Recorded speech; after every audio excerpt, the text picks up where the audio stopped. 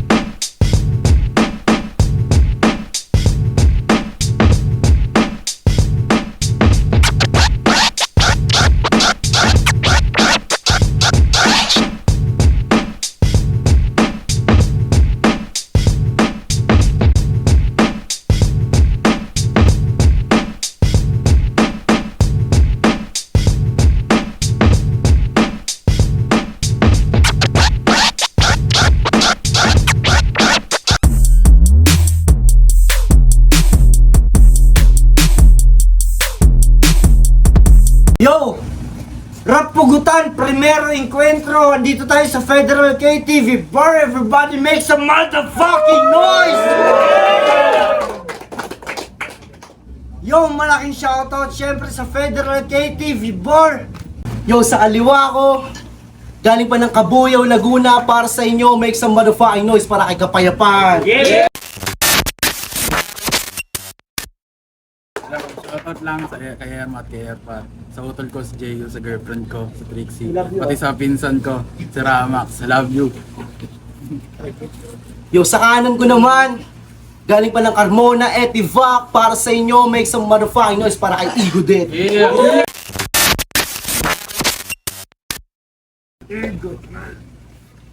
Yo, nagkwento sa sila, kwento si Igodet, pinili niyang mauna si Kapayapaan, kaya Kapayapaan, pakinggan. Nag-chat sa akin yung K. Sabi ni K, yo sa Enero meron kang laban. Sa isip ko, sino kaya kalaban? Binigay niya ego death. Siya yung isang K. Siya yung kamatayan. Saktong ako rin yung isang K. Ako yung kapayapaan. Sakto rin na sa Cavite to ginanap. At Cavite rin ang yung pinanggalingan. Kaya kahit may KKK, bawal mong sabihin may kartilya dyan. Kasi wala namang utak tong katipunan. Oo, KKK! Kataas-taasan, kagalang-galangang katipunan ng mga anak ng puta yan. Sakto na si Rizal ay sa Laguna nanirahan. At kung wala yung Jose, walang ideolohiya yung katipunan. O, aminado, last battle nag-choke. Muntik na may tumagos sa aking armor. Kaso biglang nabitawan yung maso ng otor. Kaso biglang may tumama sa'yo, walang minor. Bumalik habang umiikot yung nawawala akong linya na parang hammer ni Thor. Isa ako sa mga surdo. Pwedeng tawagin the prophet. Kaya bakit ako matatakot na i-go yung death? Ngayon, hindi ako takot sa death note. Sorry, kasi bakit ako matatakot i-go ang dahilan ng death ni Light Yagami? Ngayon, ang araw o sun ay nagre-resemble ng peace. Yan. Sa ibang bansa, nagre-resemble ng peace. Yan. Ikaw si Icarus. Sarili mong ego ang pumatay sa'yo. Lumapit sa sun, nasunog ang pakpak ng dahil sa kapayapaan, nalaglag si Icarus kahit wala siya sa laglagan. Pero nakakatawa rin yung ginagawa niyang kaganapan. Pagkatapos ko sa mahilig lumaban, sa walang kalaban-laban naman. Kaya bakit ako matatakot sa parang nagtetestimonya? Eh mas malakas pa dito yung dumi sa propesiya. Tan. Igodet, ano, pakinggan.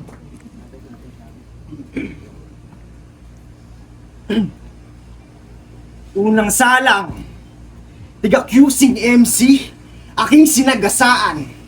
Partida wala pang round 3, di ko na nagawang sulatan. Pero mga linya ay tumagos, talagang siya ay nasugatan. Simulan na ang gera, boss, wala nang kapayapaan. Rapugutan game! Ikalawang tagpo, kapayapaan ang ibinigay. Sa magulo kong bungo, gusto mo pang sumalakay? At sa bawat yugto, si kamatayan ang aakay. Ngayong kaharap mong ego ay yung gustong pumatay. Ng katahimikan, sa kadiliman, At ang mainam mo na gawin ay manalangin ng taimtiman kasi hindi ko palalagpasin mga mithiin mo at hangarin tsak na hindi niya natutuparin kapayapaan sa kamatayan ngayon ikaw ay aking susunduin. Aminado, ako'y bago lang sa larangan to. Ang mga tao, di pagano, kilala ang pangalan ko at kaya ako naparito upang mabatid ninyo. Di na kailangan pa ng nicho, diretso ka baong to. Talagang malagim ang sasapitin ng kapayapaan sa akin. Tipong nagmaoy si Adan sa hardin ng Eden. Walang magawa si Eva, kundi lumuhod at magdasal. Tanginang Adan yan, gusto lang palang magpasalsal. At nakita nung satanas na ahas na sa taas na kalambitin. Dali-daling bumaba ng puno, sabi-sabing ako din.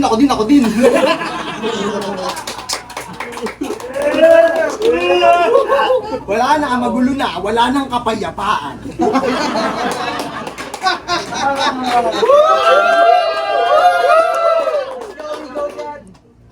Kapayapaan ng dahilan kung bakit merong gulo. Kasi kung wala ka naman dyan, edi wala ka sa mundong to. Kaya ngayon pa lang. Ang gulo ha. Ang gulo. Kaya ngayon pa lang mag-isip ka na kung di mo pa napagtatanto. Kasi ako yung ego ng kamatayan na magtatanggal sa'yo. Kaya ngayon pa lang, alisin niyo na itong kapayapaan. Kasi ngayon pa lang, alam nyo na siya ay isang bulaan. Kapayapaan, pinakatawanan, pero nakikipagdigmaan. Walang talab sa ego kung talagang nakikipagpatayan. Bawi! Round 2 painggan. Let's go! Pansin nyo, sa mga nagre-represent ng Grim Reaper, yung sight laging nasa kanan. Ngayon ipapakita natin sa sanay sa kanan kung paano yung kaliwaan. Left field game. Game! Kapayapaan laban sa kamatayan. Diyan ka dinala ng iyong depresyon. Sa lungkot ay di lumisan. Ayaw ng mga tao sa kamatayan. Nagpapakamatay lang sila kasi gusto nila ng kapayapaan. Ngayon, eto nga, yung kapayapaang may karit. At ako naman yung Anghel de la Guardiang sumasagip. Pero kahit naman anong ligtas ko sa mga taong nalulunod, ay dadating pa rin ang kanilang kamatayan at saksi akong manonood. Para maintindihan mo ang ito ang buod. Hindi ko sinabing hindi ka dadating. Sinabi ko lang na hindi ikaw yung masusunod. Kaya sana sa mga susunod na laban ay matalo ka. At mapunit ka na parang papel. Pasensya na kamatayan kung nagbibilang anghel. Ito ang kinalabasan nung bumaba ako sa kanyang level. Putol ang karit ni kamatayan sa dila ng arkanghel. Pero maiba tayo. Ang ego ang panimula ng gulo.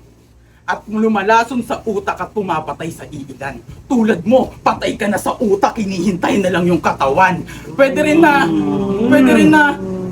liwanag laban sa kadiliman. Kasulugi ka, ako ang iyong kalaban. Lumalabas lang naman to pag naliliwanagan. Pero pag tinanggalan ng liwanag, di niya na alam ang paraan. Paano ba naman? Tanggalan pa naman ng liwanag yung anino ng nakaraan.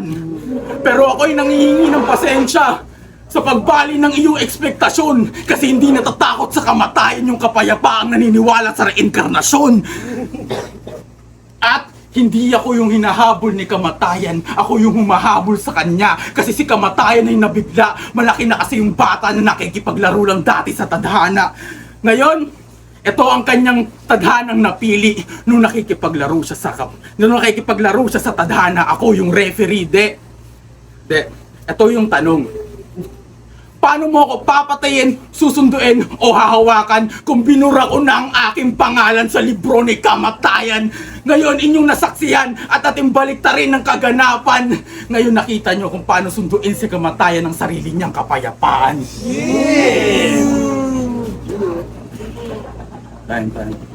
Round 2, Ego Death. Yo, palakpakan natin ang jugs ng rap pugutan.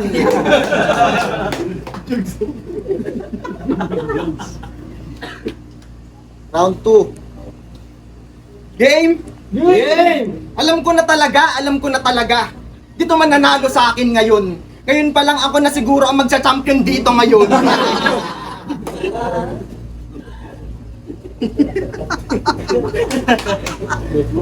Kapayapaan, kamusta? Ikaw ba ay masaya? Salamat ikaw ay dumating at dito nakapunta. At buti na papayag mo ang iyong ina kasi ako'y nakatunog na ikay mamas boy pala. Oo, mamas boy. Kaya siya ay masunurin. Matulog ka ng tanghali kasi kung hindi, ikaw ay aking papaluin. Oo, si kapayapaan. Si Pinya ay tinatago. Alas 12 ng tanghali, siya'y nahuling nagalolo. Kasi paminsan-minsan, galingan mo naman magtago. Bago mo pindutin yung incognito, pindutin mo muna yung lock ng pinto.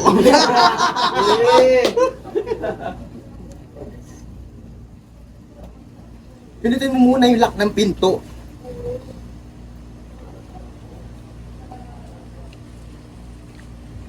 O, di ba? Walang ingay. Lock ng pinto.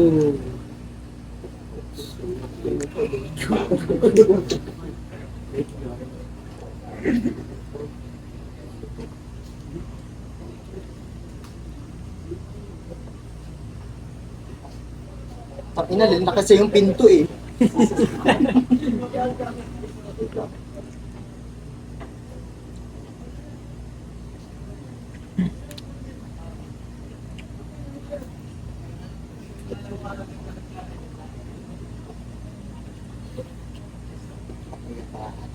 Kapayapaan. In English is tayo tol ha? Okay lang. Is tayo. Ako pating ikaw galunggong. Okay lang. Pwes, lamon sa akin tong galunggong na prinito ng malayo, sabay toyong, may kamatis, saka sili na labuyo, OOFT, malinamnam, bawat letra, kada subo, itong emsing, walang kwenta, kinawawa at niluto.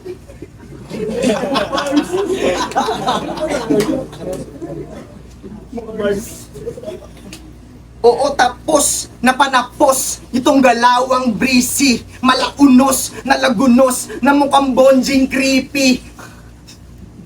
Oo, tapos na maglaro at masasabing GG, ganun lang din to kabilis, madali pa sa easy. Ay. Let's go. Sakto, kapisngi mo si Tipsy D. Ayun. Sa pakikipaglaro sa kamatayan, yung isang paa ay nasa hukay. Kaso tinanggihan ko mamatay. Ayoko sa poster pangalan ay may X. Kaya yung nakabaon kong paa aking pinutol. Habang namamawis. Pagkahugot, kinain ko sarili kong paa. Parang si Zep sa One Piece. Kaya si Death tumingin sa clock, waiting for execution. Kasi bilang na raw oras ko, yun ang kanyang prediction. Kaso time biglang nag-stop. Time biglang nag-stop. Sa back may nag-stop. Time biglang nag-stop. Si Death. Pwede nating ulitin? Yeah. Kasi nagugulo yung timeline. Ngayon, sige ulitin natin. Bigla nag-stop yung oras. Sa back may nag-stop. Walang limitation. Bubog si Ego Death sa time limitation. Ay, time limitation ba yun? Ay, ito pa pala. Taba. Bugbog si Ego Death sa time manipulation. Ayun pala yun. Kaya ibigay mo gusto mong ibigay. Tatrabahuhin ng malinis. Hindi ako pwedeng matakot sa death. Kahit yan pa yung God of Death na si Anubis. Kasi hindi ako matatalo sa nasa baba lang ni Hades. Kasi parehas tayong K, sabi ko kanina. Pero hindi tayo parehas ng sandatang napili. Iba yung Mjolnir ni Thor sa Ragnir ni Loki. Kaya, tapos na ako. Ay, hindi pa pala. Kaya, nakalaban ko na si kamatayan. Alaban ko na si kamatayan. Sino susunod? Yung pinadala ng goddamn Pero yung mga susunod pwedeng pakialalayan. Yung Kabagueño, gusto mong pahinga sa kaganapan. Pwes sa Marso, bibigyan kita ng permanenteng kapayapaan. Yeah. Ngayon sa huli, at last, ano na? Ay puta, di ba pala ako tapos sa'yo? Pasensya na kalimutan. Ang lalakas kasi nung nabanggit, putang ina nakaligtaan. Ngayon, hindi pa tapos ang yugto. Ito pa lang yung huli mong kaganapan. Ngayon ating baliktarin, ikaw si Rasputin. Hindi ka takot sa batas ng kamatayan. Pero, dahil nga, meron siyang black magic ability.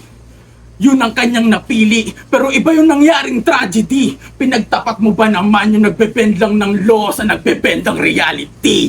Ngayon, iaangat ko ang aking bandilan ng rapugutan sa laglagan. Bandilan ng rapugutan sa laglagan hanggang ang mga malalaking liga ay matanaw. Hindi ako takot sa impyerno kamatayan. Mananatili ako sa ibabaw.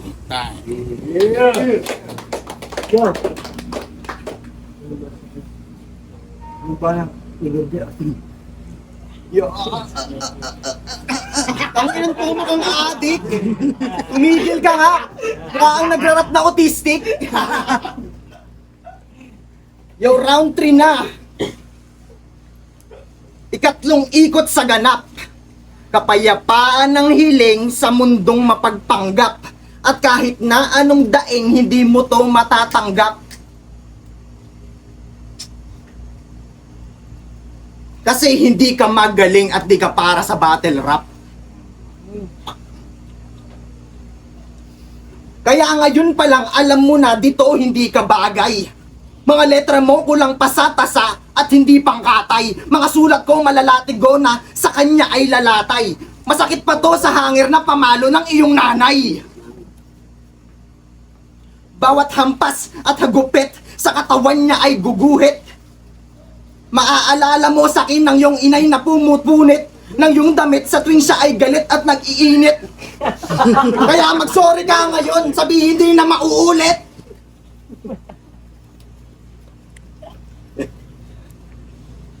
Maraming talentong makikita sa Pilipinas. Lalo na sa industriya. Sa industriya ng musika, talagang maraming matitikas. Ngunit hindi lahat nabibigyan pansin kaya yung iba lumikas. Kung hindi ka talaga mapapansin kapag wala kang gilas. Gilas, Pilipinas?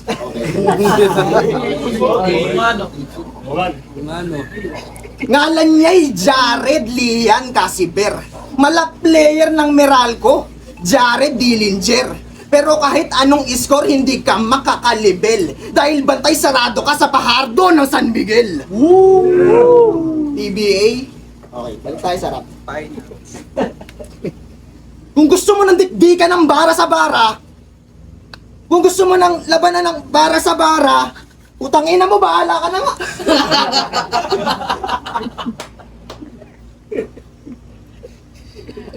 Nung sinusulatan ko to ng anggulo, wala akong makita nung sinusulatan ko ng anggulo to.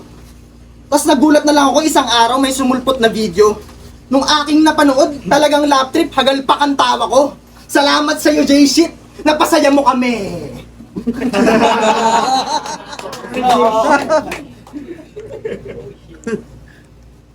Okay, balik tayo sa'yo. Matanong ko lang, anong feeling masabihan ng bahala ka na nga? Masakit? Masakit pa sa breakup?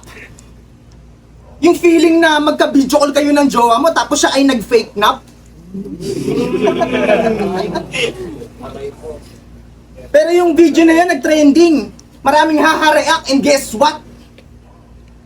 Si J-Shit yung nag-slip up pero siya pa yung nag-step up. Trending eh, trending eh. Okay, paalala. Igudet nga pala. Galing pang Valenzuela. Sa mga utak nyo, itaga nyo. Mananatiling malupit sa gitna ng entablado. At kahit gano'n ka pakasabik na makamit ang panalo, walang saysay dahil pinatay ko na ang iyong ego. Para sa laban na yan, no? Ulit! Yo, Rapukutan na Battlegrounds, primero encuentro ang laban, Kapayapaan versus Igodet, magiging ulit para sa laban na yun, no? Ang boto ng hurado, 3-0, make some motherfucking noise para kay Kapayapaan. Kapag lang sa tropang marketista, kay Penguin, kay Puno, kay Pangat, kay Juanito, pati kay Ilaw, yun. Pati rin sa Peace Park, Eman, Byron, JD, yun. Nice.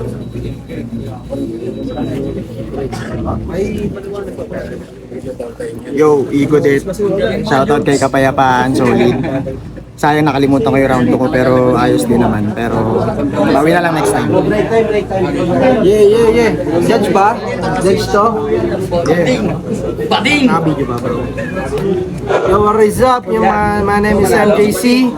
Yung binoto ko si Kapayapaan. Para sa tingin ko sa kanya yung 2 and 3. Yung round 1 niya, round 1 ni Kapayapaan, pansin ko hindi siya present pagdating sa references niya. Medyo stray away, naliligaw pa kami kahit paano. On the other side, si Igodet, mas present siya, mas direkta yung mga lines niya. Although yung 2 and 3 matic kay kay Kapayapaan. Sa tingin ko kung kailangan ng konting linis pa for the both of them. Yeah. Pero para sa akin, 2-1 para kay Kapayapaan at kita sa laglagan, bro.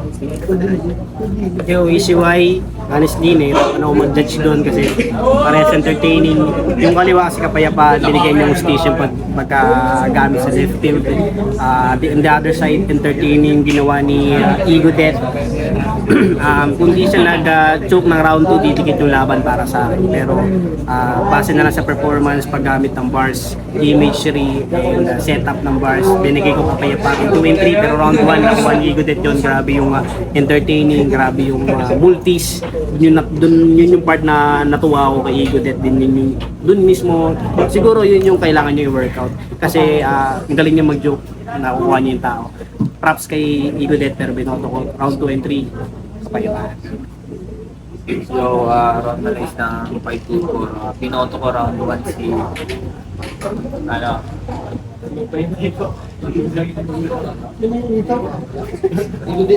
Kanta lang yun, si Godet sa round 1, tapos yung round 2, round 3 si Kapayapaan na malaki factor yung joke ni Godet sa round 2, tapos parang naging rebat naman yung